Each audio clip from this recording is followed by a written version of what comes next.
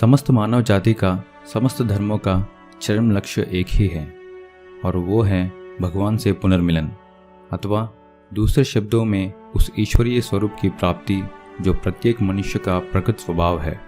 लक्ष्य एक ही है, फिर भी लोगों के विभिन्न स्वभावों के अनुसार उसकी प्राप्ति के साधन भिन्न भिन्न हो सकते हैं।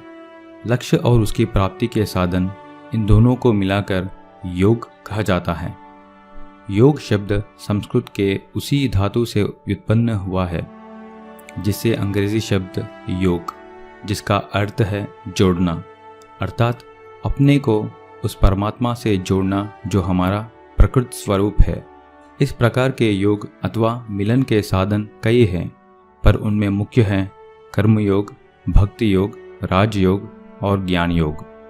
प्रत्येक मनुष्य का विकास उसके अपने स्वभावानुसार ही होना चाहिए। जिस प्रकार हर एक विज्ञान शास्त्र के अपने अलग अलग तरीके होते हैं, उसी प्रकार प्रत्येक धर्म में भी है।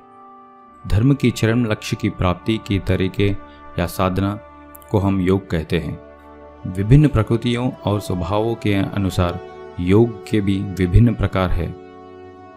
उनके निम्नलिखित 4 विभाग है: कर्म योग, भक्ति योग, राजयोग, ज्ञान योग। पहला है कर्म योग। इसके अनुसार मनुष्य अपना कर्म और कर्तव्य के द्वारा अपने ईश्वरीय स्वरूप की अनुभूति करता है। दूसरा है भक्ति योग। इसके अनुसार अपने ईश्वरीय स्वरूप की अनुभूति सुगुण ईश्वर के प्रति भक्ति और प्रेम के द्वारा होती है। तीसरा है राजयोग। इसके अनुसार मनुष्य अपने ईश्वरीय स्वरूप की अनुभूति मनः संयम के द्वारा करता है। चौथा है ज्ञान योग। इसके अनुसार अपने ईश्वरीय स्वरूप की अनुभूति ज्ञान के द्वारा होती है। ये सब एक ही केंद्र भगवान की ओर ले जाने वाले विभिन्न मार्ग है। वास्तव में धर्म मतों की विभिन्नता लाभदायक है, क्योंकि मनुष्य को धार्मिक जीवन व्यतीत करने की प्रेरणा वे सभी देते हैं और इस कारण सभी अच्छे हैं।